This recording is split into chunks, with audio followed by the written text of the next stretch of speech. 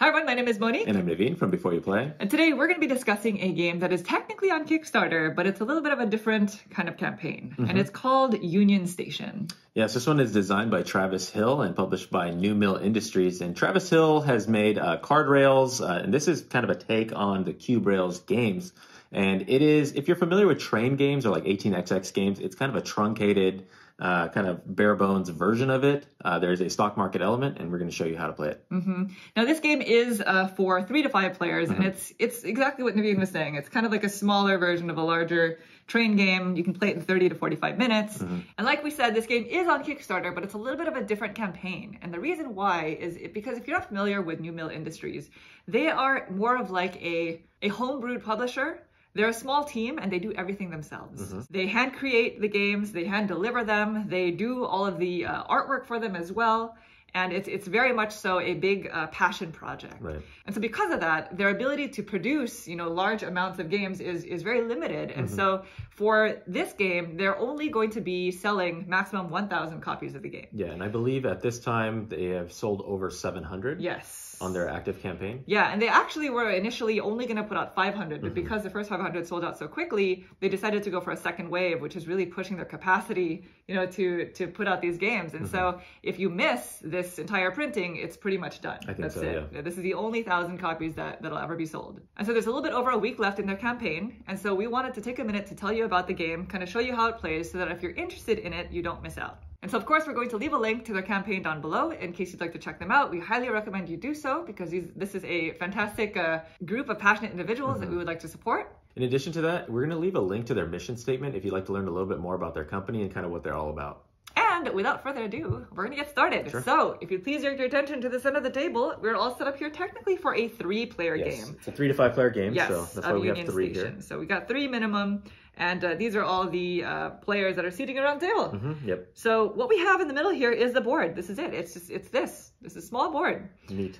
And over here, we have the starting shares of all of the 5 different companies who are going to be building out railroad tracks on the main board over here.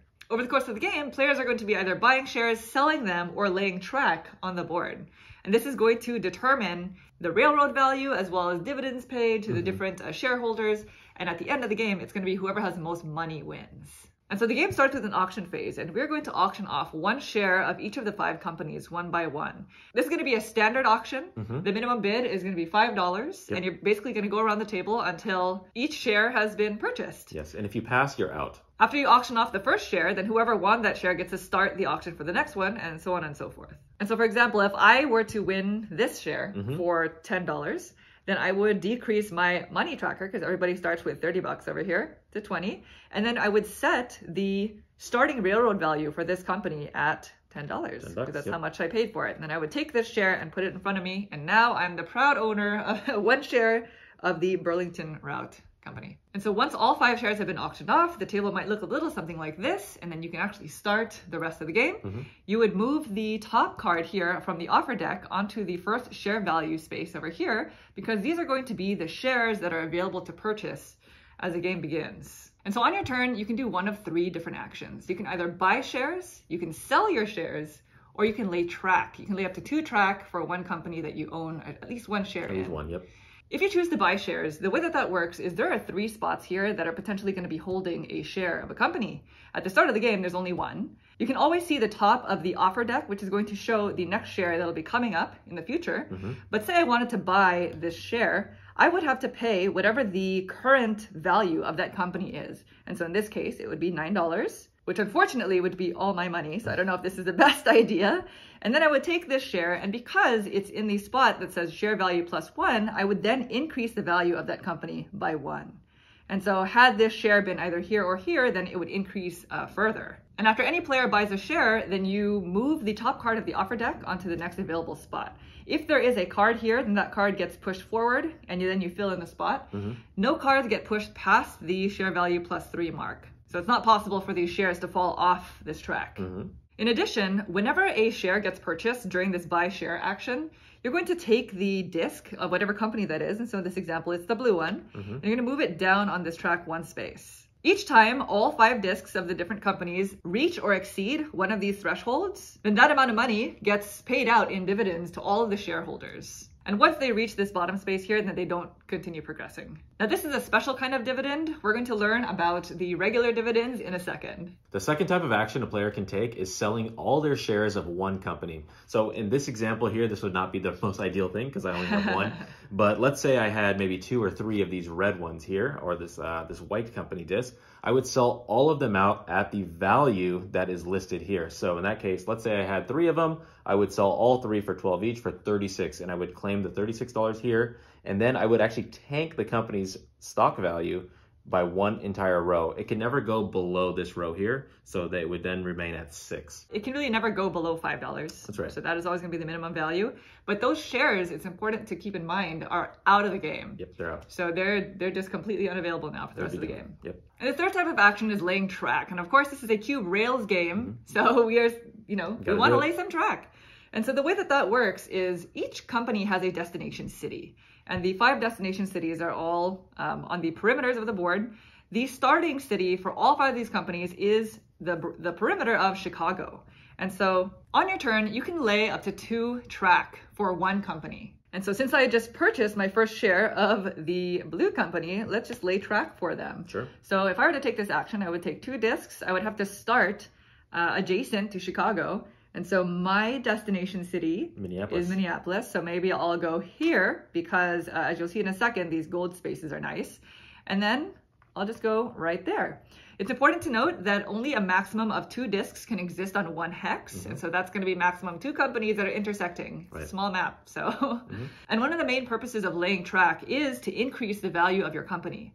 And so anytime a company lays track in one of these golden hexes, so if in a future turn I were to lay track again for this blue company and get onto one of these gold spots, then I actually increase the value of that company by 2, which is nice, right? It didn't require any money to do that.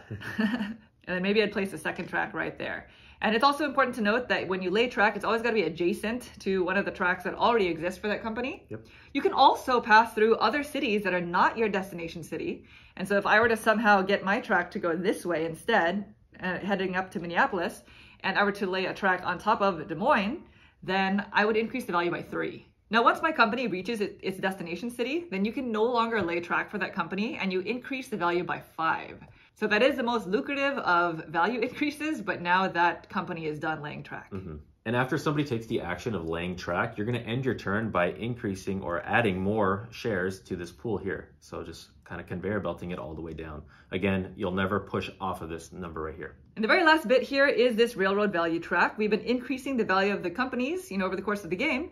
There are also these gold spots here that pay out dividends. Anytime a railroad value marker lands on or passes one of these gold spots, then you're going to pay out dividends to all of the shareholders of that company. And so had I, for example, laid out track and landed on a gold hex, and now the company value increases by 2, I've crossed this first gold spot. And so now all of the shareholders of this blue company are going to get the value of the railroad divided by how many shares are out. And so in our example, there are 2 of us who own a share in that company. And so we are going to get $7 each. And that is rounded up, by the way. Each time a dividend is paid, there is this dividends paid track over here. And so you would increase the tracker on that track. As soon as this tracker hits the very last value here, which is 20, the game will end immediately. The game also ends if either all shares have been purchased or there's no more track to lay for any of the 5 different companies. And so once that happens, you basically gain money for all of your shares at whatever their current company value is, and then you add up the money that you have on hand, and whoever has the most money wins. And so that is Union Station in a nutshell. Like we were mentioning, this is a limited print run, and so once all 1,000 copies of the game have been sold, they are not going to be printing additional more. So if you're interested in the cube rail genre, or even just rail games in general, we highly encourage you to check it out. We'll be including a link to the Kickstarter down below. And if you have any questions about the game or anything that you've seen here today, please go ahead and leave us a comment down below, and we'll try to get back to you as soon as possible. Thank you all so much for watching the video. I hope you enjoyed it. If you'd like to see more videos like this in the future, please consider subscribing. Thank you. Thanks. Bye.